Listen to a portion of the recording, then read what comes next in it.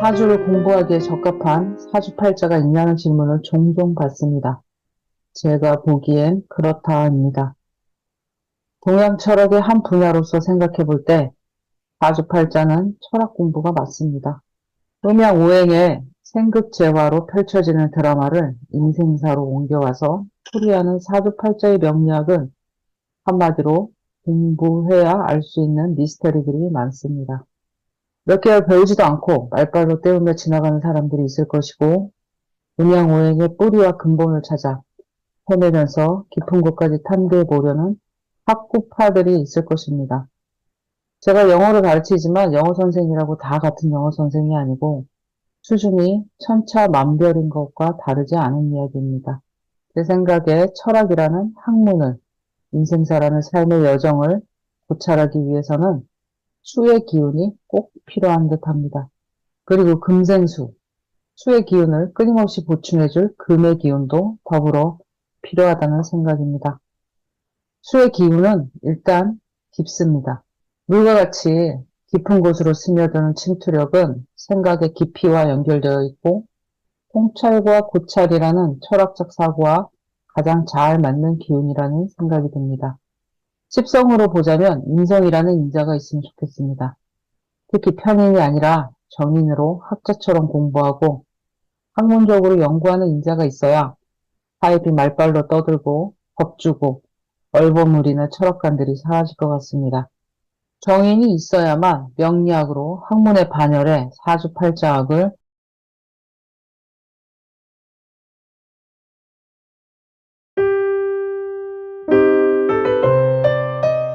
신사대운이라 그런지 빛을 느낍니다. 내 안의 빛과 내 눈으로 보는 세상의 빛이 동시에 느껴집니다. 생각이 밝아지고 어둠을 멀리하게 됩니다. 어둡거나 부정적이거나 불안하거나 하는 생각이 사그라들고 긍정적이고 밝은 모습으로 자신감으로 나타나는 빛나는 정신과 태도와 삶의 방식을 읽을 수 있습니다. 보시면 글도 사진도 많이 변화했다는 것을 금방 알 수 있을 것 같습니다.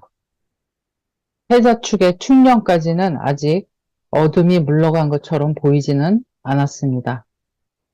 그러나 저의 사화의 빛은 이미 당도해서 저의 앞길을 비추고 주변을 비추고 내면마저도 안에 100개의 전구를 켜놓은 듯한 그런 기운을 만들어 버렸습니다.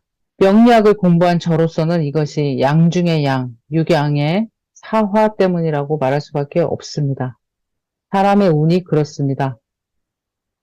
운에 따라 사는 게 사람입니다. 이런 빈 말고도 다른 변화도 급격하게 일어났습니다. 그리고 지난 해자축년과는 다른 행보를 하고 있습니다. 이 길의 끝에는 어떤 것이 있을지 한 해 한 해 다르겠지만 신사의 빛과 금 기운이 많은 영향을 주게 될 것 같습니다. 사람은 밝고 따뜻해야 살만한 것 같습니다. 바꿀 수 없는 진리의 말이 있다면 생물은 빛으로 살아간다인 듯합니다. 물 밖으로 나온 적이 없는 물고기가 자신이 물속에 있었다는 것을 알지 못하듯이 어둠 속에서만 지내는 사람은 자신이 깜깜한 곳에서 음물한 개구리처럼 살고 있음을 인식하지 못합니다. 빛을 본 개구리만이 자신이 음물한 어둠 속에서 살았으며 그 어둠 밖의 세상에서 할 일이 다닐 곳이 더 많다는 것을 비로소 알게 될 것입니다. 자신이 빛속을 걷고 있는지 어둠 속에서 맴도는지 생각해 보시는 5월 한 달이 되시면 좋겠습니다.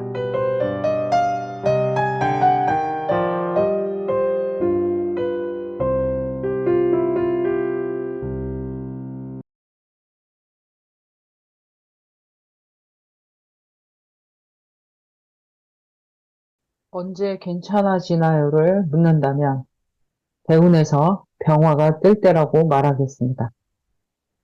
천간에 병화가 안 온다면 지지의 사화도 괜찮을 것 같습니다. 앞의 말은 매우 극단적인 단순함으로 이야기하는 것입니다.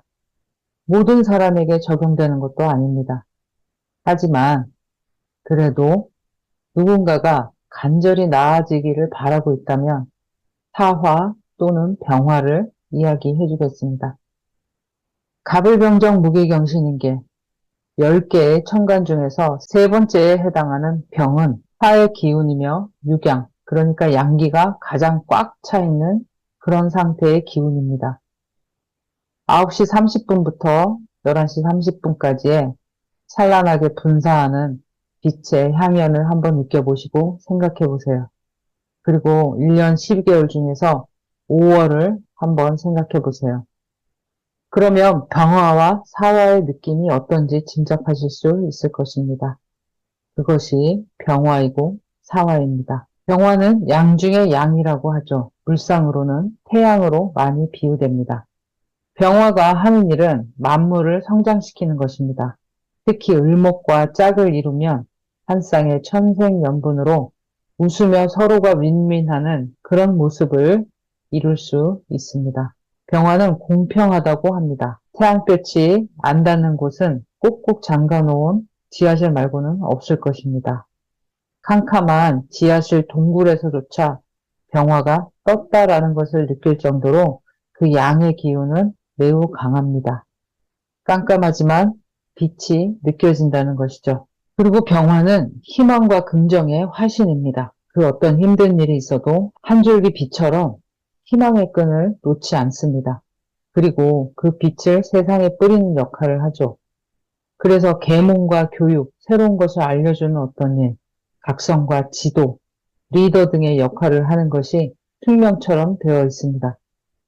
간목일간에게 병화는 식신, 병화일간에게 병화는 비견, 무토일간에게 병화는 편인, 경금일간에게 병화는 편관, 임수일간에게 병화는 편재입니다. 그 어떤 형태로 운에서 병화를 맞이하든 병화를 로또라고 이야기하는 것은 생물체가 생존하는 데 꼭 필요한 빛과 볕의 형태로서의 병화를 말하는 것입니다. 성장의 원동력인 빛, 그 자체인 병화를 만나면 생각만 하던 일을 실천에 옮길 것입니다. 사람들을 만나고 싶어질 것입니다. 우울한 마음이 좀 더 밝아질 수 있습니다. 정신과 몸 모두에게 빛이 들어오면서 살아왔던 과거의 삶의 궤적에서 벗어나는 기회가 될 수도 있습니다. 특히 금기운과 수기운을 주로 사용하는 사람들에게 이 낯설은 빛의 시간이 반갑기만 하지는 않을 수 있고 어설프고 어색하고 불편할 수도 있습니다. 그래도 병화를 만나는 게 좋겠다라고 저는 계속 이야기하겠습니다. 언제 빛 좀 볼까요? 쨍하고 해 뜰 날이 있을까요? 따뜻한 시절이 올까요? 유명해지고 싶어요. 등의 질문과 소망을 누군가 던진다면 병화나 사화를 기다리라고 이야기해 주겠습니다. 인생에서 한 번 꽃은 피워봐야지 라고 생각하는 사람들이 있다면 대운에서 혹은 자신의 사주팔자에서 병화나 사화가 어떤 모습으로 존재하는지 한번 살펴보면 좋을 듯 합니다. 그리고 특히 대운에서 그런 병화를 맞이하셨던 분들이 있으시면 댓글로 공유해 주시면 좋겠습니다. 여러분의 찬란한 시절을 기원하겠습니다.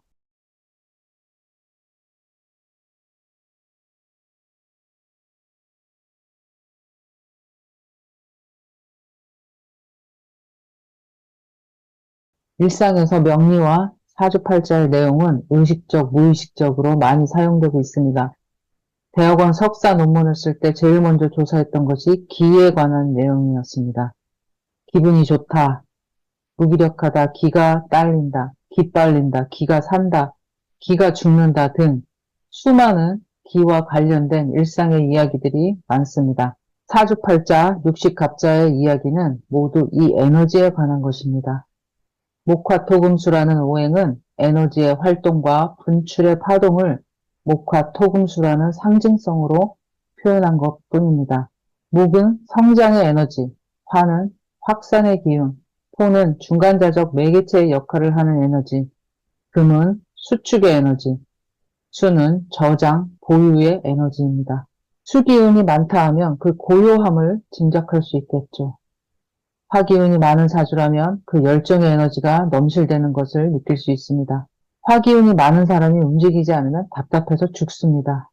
수기운이 많은 어떤 이에게 영업해라, 뛰어라, 운동해라, 정열을 보여라 하면 정말 스트레스 많이 받습니다. 각기 타고난 모습대로 사는 것입니다. 그러면 화기운이 더 좋은 거 아닌가요? 이렇게 묻지 마세요.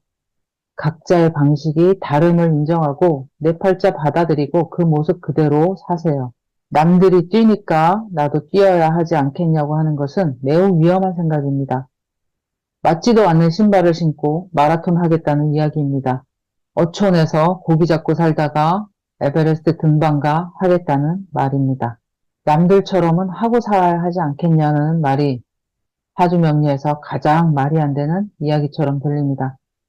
남들처럼 사는 게 아니라 나답게 사는 것에 주목해야 여러분이 행복하고 만족하며 운이 받쳐주면 그때 성공도 할 수 있는 것입니다. 여러분의 행복과 만족, 더 나아가 성공을 기원드립니다. 소소한 여러분의 응원도 부탁드립니다.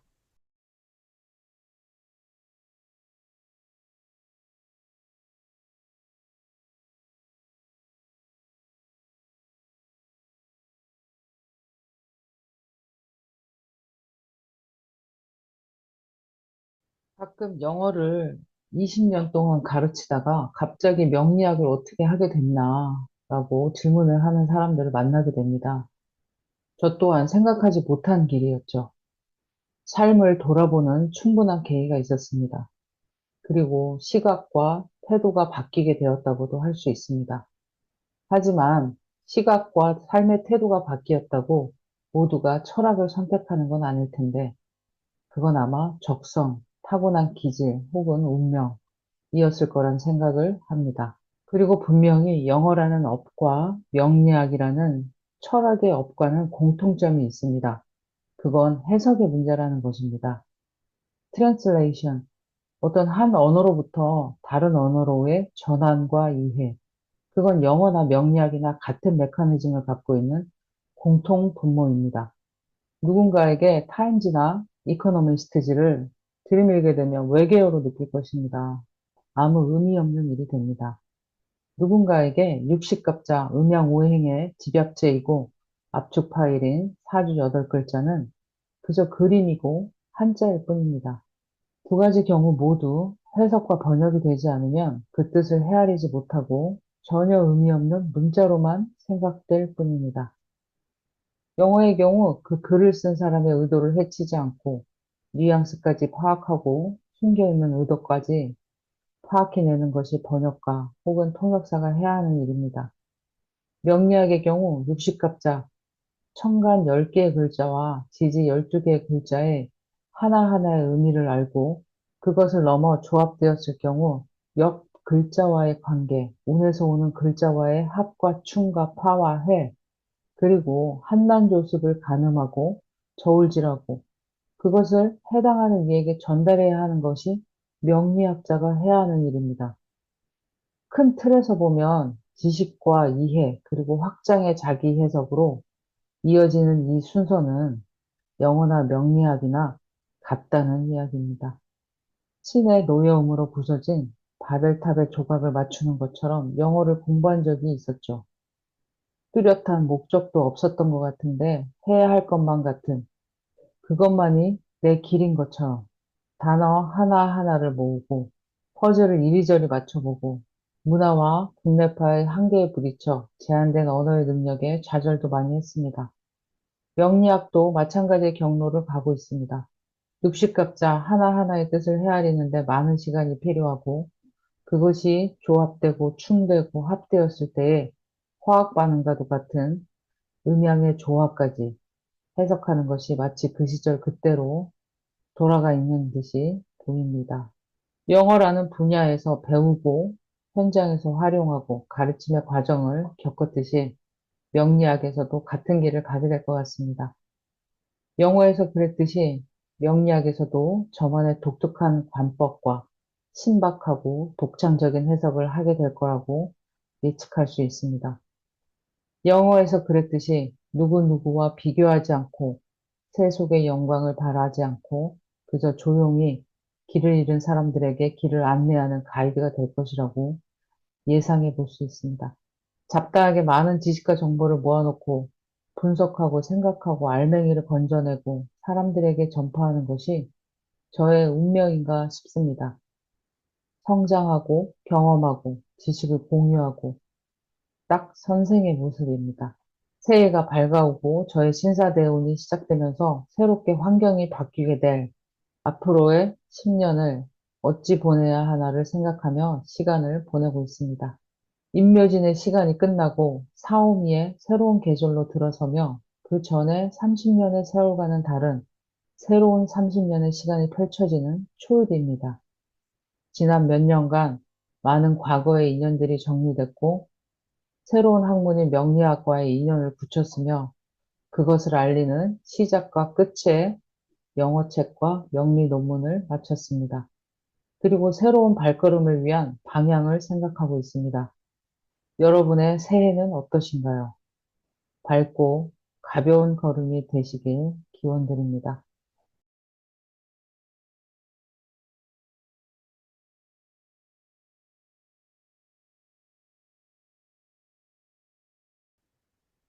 도가 사상의 핵심은 도를 아십니까? 즉, 길을 알고 가는 거냐입니다.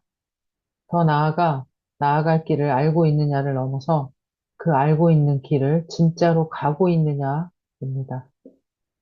Knowing the path가 중요한 게 아니라 walking the path를 실천하는 게 핵심이죠. 몇 년 전부터 매트릭스 모피어스의 대사를 따서 카톡 프로필을 쓰고 있었는데 이것이 동양 철학의 본질이라고 하니 내가 동양학적 핵심을 잘 파악하고 있었나라는 우연을 통한 무릇한 생각을 하게 됩니다. 나이키의 Just Do It을 생각하며 매트릭스 영화의 한 장면을 떠올려 봅니다. 니오가 그토록 찾아 헤매던 바로 그 사람인지 확신하지 못하는 트리니티는 자신의 목숨을 초인적 능력으로 천신만고 끝에 구해낸 니오를 보며 확신을 하게 됩니다. 동시에 모피어스가 트리니티에게 이야기합니다. Knowing the path is different from walking the path. 알고만 있고 그럴 것이다, 그럴지도 모른다에서 벗어나 이제 트리니티는 니오라는 절대적인 존재를 믿고 따르게 되죠. 그리고 결국 운명처럼 그를 사랑하게 됩니다. 그만큼 아는 것과 행하는 것 사이의 간극은 크며 실천은 어렵다는 뜻이기도 합니다. 그 갭과 간극을 좁히는 것도 큰 계기와 확신과 나도 모르게 하게 되는 결심이 필요할 테니 알고도 못하는 혹은 안 하는 사람들이 태반일 것입니다. 그 길을 가는 과정에서 온몸으로 겪는 경험과 깨달음을 통한 체득이 무엇보다 동양 철학의 핵심이고 목적지나 결과물이 아닌 과정 그 자체가 삶의 본질임을 강조하고 있습니다. 아마 트리니티도 니오에게 강한 확신을 느끼긴 했어도 그건 긴 과정 중에 하나의 첫걸음에 지나지 않았을 것입니다. 그리고 이제는 생각을 접고 니오라는 길을 걷는 과정에 뛰어들어라 라는 파란 신호등을 받게 된 것일 뿐입니다. 생각만 하고 행하지 않는 것, 지식을 쌓아만 두고 펼치지 않는 것, 재능을 썩히는 것, 아는 것을 행하지 않는 것, 배우기만 하고 연습하여 자기 것으로 만들지 않는 것, 모두 철학의 배반입니다. 아마 이들에게도 트리니티가 받았던 강력히 반짝이는 파란 신호등이 필요할지도 모르겠습니다.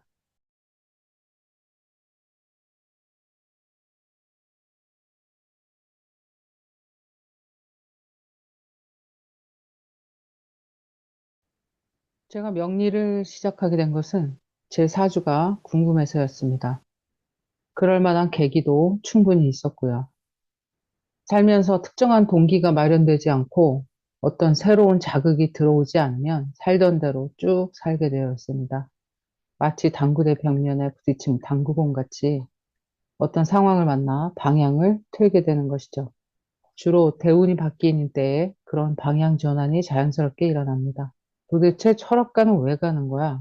뭐 하는 데야, 저기는? 저기 나와서 밥 먹고 살 수는 있나? 할 일도 참 없어 보인다.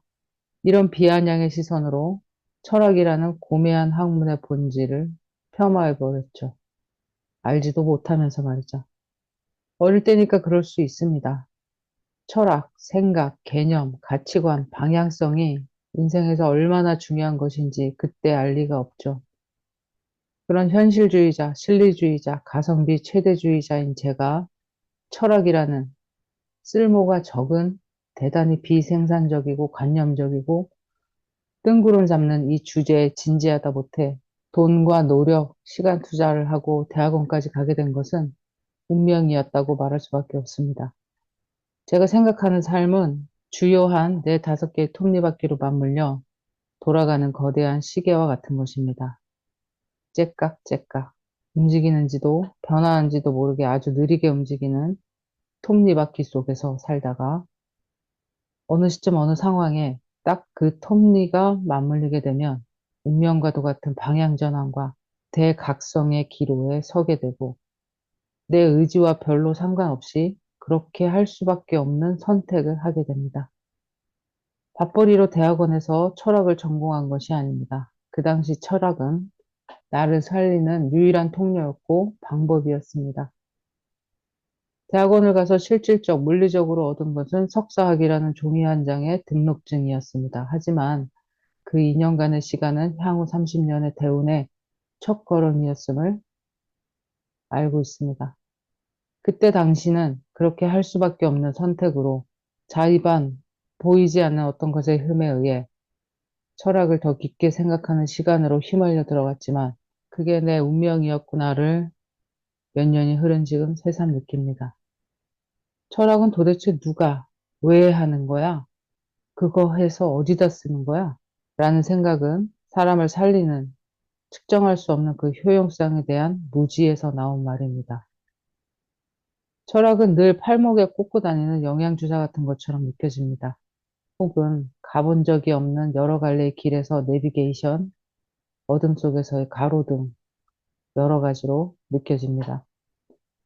어떻게 살아야 하는지 생각이, 주관이, 가치관이 바로 서고 내가 해야 하는 일에 초점이 맞춰지고 나아가야 할 방향에 확신이 서 있는 것만큼 큰 효용과 쓸모가 또 있을까요? 힘든 시간을 피할 수는 없습니다. 하지만 지금이 힘든 시간이구나를 알며 보내는 시간과 모른 채로 그런 시간을 견디는 것은 분명히 차이가 있을 것입니다. 알면 불안감이 덜합니다. 늘 좋은 시간이 되시길 기원하겠습니다.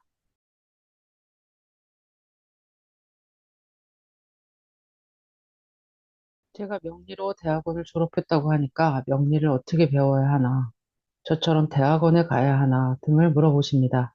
아직 학부에 명리 철학이 개설된 곳이 없고 취미처럼 백화점 문화센터나 각 대학의 평생교육원을 통해 초급, 중급, 고급 혹은 실전 명리까지 배울 수 있는 과정이 있습니다. 대학원에 진학해서 더 배울지 학위를 딸 것인지는 그 과정을 거치고 고민하는 것이 맞는 것 같습니다. 현재 수도권 명리대학원은 경기대와 한양대가 있는데 더 생기려고 하는 추세인 것 같습니다. 지방에는 원광대, 공주대 등의 대학원이 있습니다. 저는 아주대학교 평생교육원에서 몇 년간 기초부터 실전까지 과정을 밟고 나서 혼자 독학하는 시간을 3년여 정도 보내고 나서 대학원을 갔습니다. 대학원에서의 명리 과정은 새로운 명리의 문을 여는 그런 느낌은 아니었으나 더 깊게 공부하기 위해서 이런저런 것들을 손대보는 것이 좋을 것 같다는 가이드를 얻을 수 있었습니다.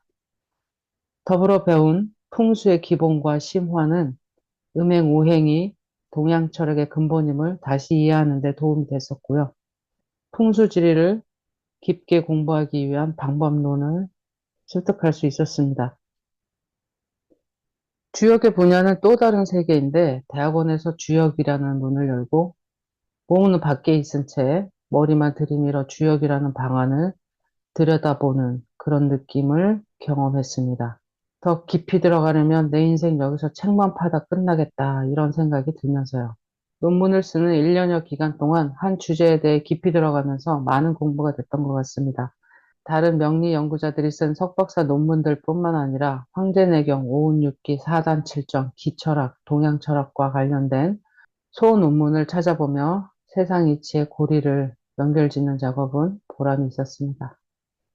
배움의 단계가 비슷하듯이 명리에서도 기초 과정이 중요하고 그 과정에서 많은 것을 습득할 수 있습니다. 아주대학교 평생교육원을 다니면서 동시에 유명한 선생을 찾아 강의도 들어보고 했지만 사적으로 누군가에게 배우기보다는 역시 정규 과정이 더 낫다라는 생각이 듭니다. 오랜 시간이 지난 지금 돌이켜보더라도 말이죠. 지금도 어디선가 넘쳐나는 명리 인터넷과 유튜브를 뒤지며 이런저런 선생의 말을 어떤 무게와 의미가 있는지 모르게 주워 담는 사람들이 많을 것입니다. 분간이 가지 않을 것입니다. 처음에는. 어떤 선생의 말이 진실된 것인지, 내가 밟는 단계가 맞는 건지, 중구난방인지, 시작하는 단계의 시행착오라는 생각이 듭니다. 반드시 거칠 수밖에 없는. 그리고 나서 시간이 흐르고 보는 눈, 듣는 귀가 바뀌면서 이 선생의 말은 신뢰할 수 있고 저 선생은 양아치구나 라는 판단, 분별력이 생길 것입니다. 선생의 근본이 어디서부터 온 것인지도 중요하고 그 선생에게서 초급 정도만 배울 것인지 아니면 더 배울 것이 있는지 선생의 실력과 안목도 그리고 해석의 기술도 중요하고 특히 선생의 인격과 삶의 철학도 위에 나열한 사항들 못지않게 중요하다는 생각이 듭니다. 지식만 배울 수 있는 선생이 있고 그 선생의 삶의 철학과 태도를 본받을 만한 선생이 있습니다. 명리로 길거리 장사, 부적 장사를 하며 명리가 하나의 문화와 학문으로서 자리 잡는데 질적 저하를 가져오는 사람들이 너무나 많습니다. 명리를 속성으로 가르쳐서 철학관을 열게 해주겠다며 수천만 원의 강의료를 요구하는 것도 있고 카페를 차리고 회원수를 늘려 강의하면서 새벽부터 먼 지방에서 서울까지 온 수강생들을 상대로 시간과 돈을 허비하게 만드는 장사꾼들도 많습니다. 적어도 그런 사이비 교주같이 명리를 팔아먹는 꾼들은 만나지 않으시길 바라는 마음으로 영상을 만들어 봤습니다. 더 궁금하신 사항은 댓글로 남겨주시면 말씀드리도록 하겠습니다.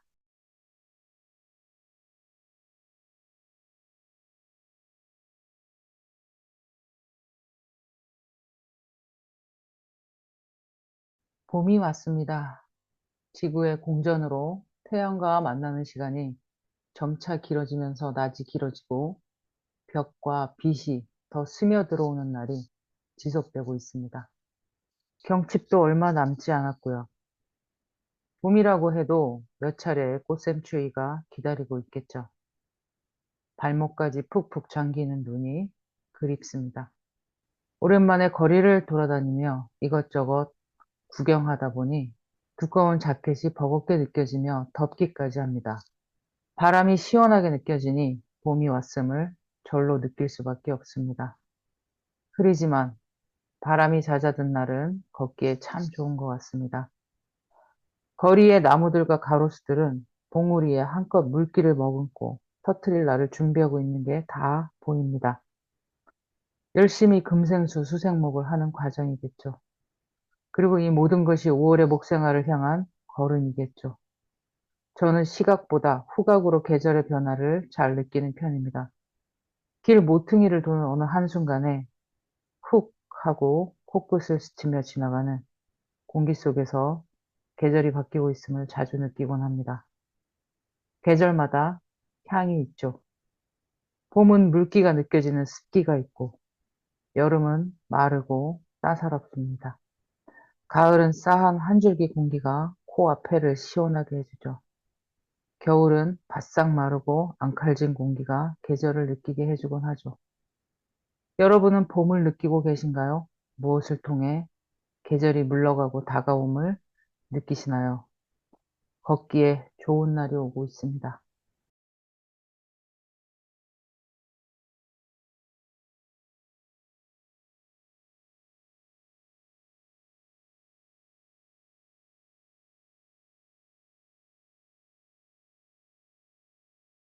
명리대학원을 졸업한 후에 임상을 통해서 데이터를 계속 축적해 나가고 있습니다. 자신만의 고유한 경험만큼 삶에 무언가를 척도하는데 소중한 도구는 없는 것 같습니다. 어떤 계절에 태어나셨나요? 정확히는 어떤 월에 태어나셨나요? 그러면 대략적이지만 가장 중요한 어떤 말을 할 수 있습니다. 생명체인 인간의 활동력, 방향성, 사고의 적극성, 정서, 등등 기본적이지만 핵심적인 그 사람의 사항들을 짐작할 수 있죠. 겨울에 태어난 아름다운 당신은 이지적이고 이성적일 수 있습니다. 시크하고 도회적일 수도 있지요. 그리고 인문학적으로 풀리면 깊은 생각, 철학적, 사색적일 수도 있고, 이과적으로 풀리면 수리적인 빠른 계산의 컴퓨터 같을 수 있습니다. 화려한 봄에 태어난 꽃 같은 당신은 화산, 프랑스 향수 같은 내음을 품고 살 수도 있고요. 벌과 나비 혹은 꽃향기가 끊이지 않을 수도 있겠네요. 진취적인 호기심으로 가득 찬 눈동자를 어디에 둬야 할까요? 여름에 태어난 정열의 당신은 말과 같은 건강미에 활동력에 헬스장에서나 볼 수 있는 건전한 장근육을 가지고 있을 수도 있고 밝고 독립적이고 주위를 끌어안고 가는 잘난 오지라퍼 리더일 수도 있겠죠.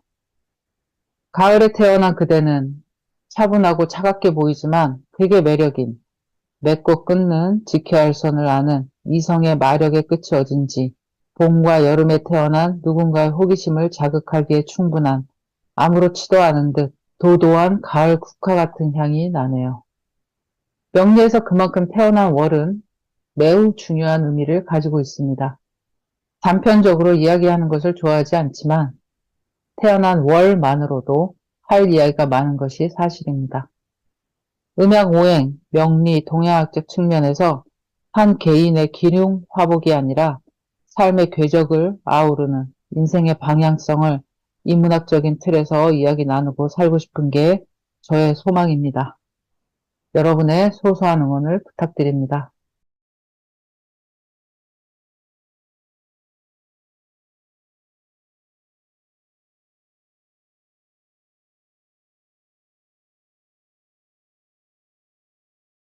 언제부터 MBTI가 MZ세대의 한 이슈로 자리 잡았는지는 잘 모르겠지만 MBTI가 심리와 성격의 분석 도구라는 점에서 사주팔자와 비슷한 점이 많다는 것을 평소에 많이 느낍니다. 지난 세대 사람들이 자신을 알기 위한 도구로서 사주팔자에 기댔던 것처럼 요즘 세대들은 심리학에서 사용하는 도구 MBTI에 의지하는 것은 마찬가지 현상입니다. 그리고 그 둘 사이에 공통점이 많다는 것을 아는 사람은 드물 것 같습니다.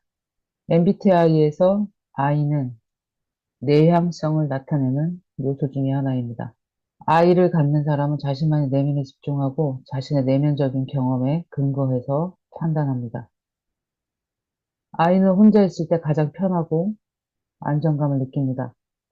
그들은 다른 사람들과의 교류보다는 혼자 있는 시간을 좋아하며 사색적인 성향을 가지고 있습니다. 이러한 성향은 수기운이 강한 사람이 가지는 특징이기도 합니다. 이러한 특징으로 인해서 I 성향의 사람은 집중력이 뛰어나고 사고와 표현력이 매우 섬세하며 감수성이 풍부한 경향을 보입니다. 이 또한 수기운이 강한 사람이 보이는 큰 특징입니다. 수기운이 강한 사람은 나서지 않고 조용하며 시끄러운 곳을 피합니다. 음악도 느리고 조용한 음악을 선호하고 정신적인 활동을 많이 하죠. 철학과 같은 돈 안 되는 기초학문에 관심이 많기도 합니다. 외진 곳에 혼자 캠핑을 가거나 시골이나 숲속에서 조용히 살아가기를 원하는 사람들은 모두 수의 기운이 넘친다고 말할 수 있습니다. 그러면 이렇게도 생각해 볼 수 있습니다. 나이가 들면 없던 수 기운이 생긴다고요. 팔자에 수 기운이 많지 않아도 기력이 쇠해짐에 따라서 수 기운의 성향이 자연스럽게 나타나고 보여지게 되는 것이죠. 이것이 자연의 이치라고 할 수 있습니다. 봄에 태어난 생명이 겨울로 가서 조용히 살다 마지막을 정리한다. 는 것이죠. 이는 외향성을 나타내는 요소 중의 하나입니다. 이를 갖는 사람은 외부 환경에서 자극을 받으며 사람들과의 교류를 즐깁니다. 이것은 딱 화가 하는 행동 방식입니다. 이를 갖는 사람은 활동적인 성격을 가지고 있고 사람들과의 대화를 나누는 것을 즐기며 타인의 관심을 받는 것을 좋아합니다. 이것이 지나치면 관종이라는 소리를 듣게 되죠. 이의 성향을 갖는 사람들은 다른 사람들과의 교류에서 새로운 아이디어나 시각을 얻을 수 있습니다.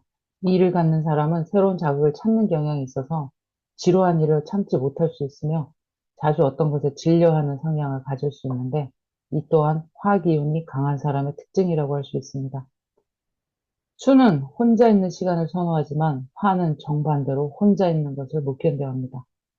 이와 같이 I의 내향성은 수기운으로, E의 외향성은 화기운으로 대변될 수 있습니다.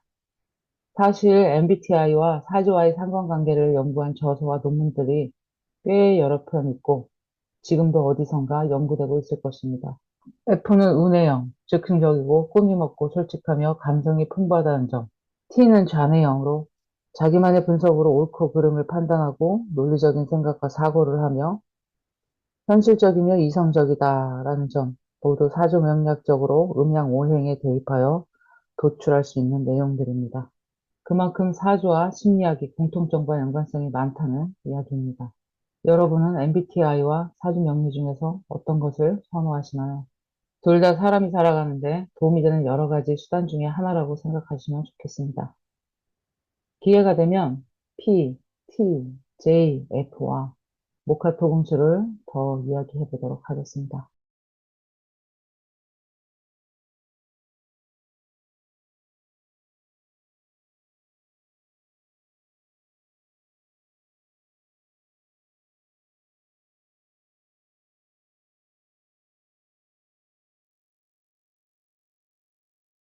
동창 중에 공무원으로 오랜 시간 일하면서 석박사 학위도 중간에 받아가며 높은 직급까지 고속 진급한 친구가 있습니다.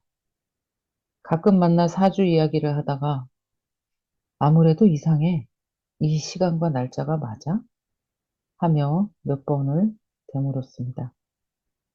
너의 시가 묘시이면 프리랜서로 이 직장 저 직장 옮기면서 자유인처럼 살아야 하는데 말이지. 한 직장에서 그렇게 오래 일하면서 그것도 중앙부처 공무원으로 높은 직급까지 승진한다는 게 너무 이상해. 어머니한테 다시 날짜 물어봐. 라고 했더니 어머니가 새벽에 나왔다고만 하십니다. 인시도 1시 30분에서 3시 30분으로 새벽이죠. 묘시는 5시 30분에서 7시 30분으로 아침이라고 할 수 있습니다. 이 친구가 겨울생이니 깜깜한 건 묘시도 인시도 마찬가지겠지만 이 친구가 살아온 인생을 보니 분명 있어야 할 글자가 인시 쪽에 있습니다. 이런 식으로 시가 분명하지 않은 사람들은 시를 유추해가며 팔자를 고쳐볼 수가 있습니다. 귀납법이냐 연역법이냐의 차이죠. 결론부터 지어놓고 서론 쪽으로 걸어가느냐 서론을 이야기하고 결론으로 가느냐의 차이입니다. 평소에 누군가의 행동이나 말을 보고 아, 저 사람은 금기운이 강하구나. 일간이 목일 것 같은데 무기하는 전형적인 말과 행동을 하네. 라는 등의 사람을 보고 음양오행의 팔자를 유추할 수 있다는 이야기입니다. 위의 동창 친구는 아마도 몇 년 안에 그 분야에서 가장 높은 직급까지 가지 않을까 생각이 됩니다. 제가 알려준 마지막 두 글자와 운의 흐름 때문에요. 그 친구의 팔자를 제가 고친 것이 아닙니다. 그 친구가 살아온 길을 따라가다 보니 그게 맞겠구나 하고 제가 제시를 한 것뿐이죠. 고친 게 아니라 있는 걸 꺼내준 것뿐입니다. 그리고 그 꺼내온 두 글자가 제 값을 하는지는 시간이 알려주게 될 것입니다.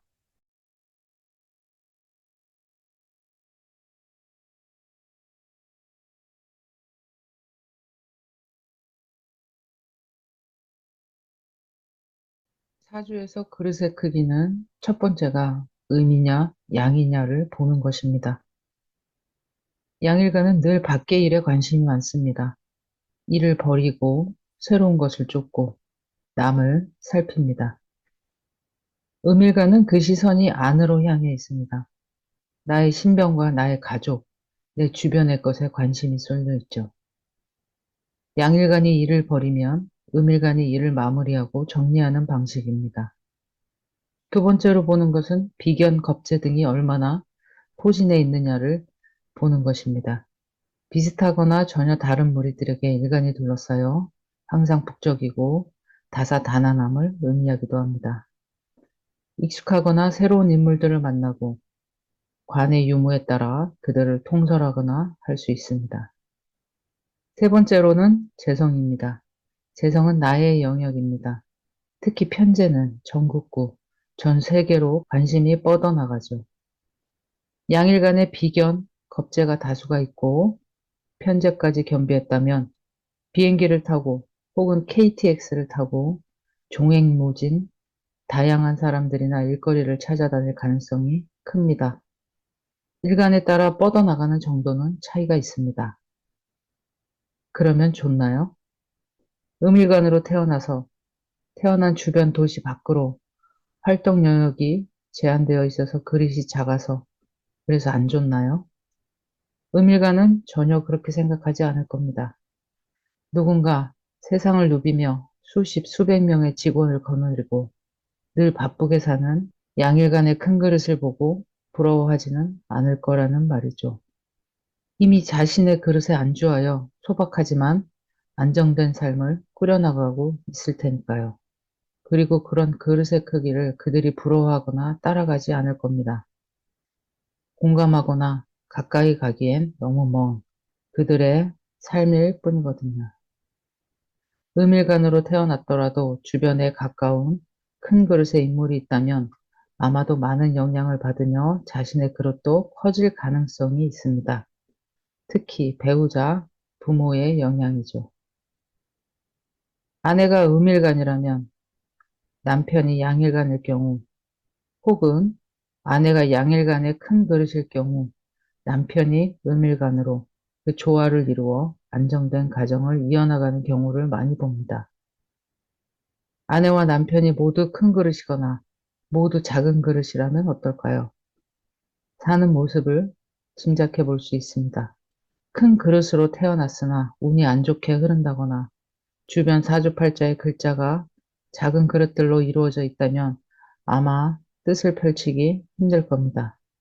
조력자의 힘이 없는 상황이기 때문입니다. 세상에서 큰 뜻을 펼치고 싶다면 본인 자신이 큰 그릇일 필요가 있고 운이 좋게 흐르는 조건을 만나야 할 것입니다.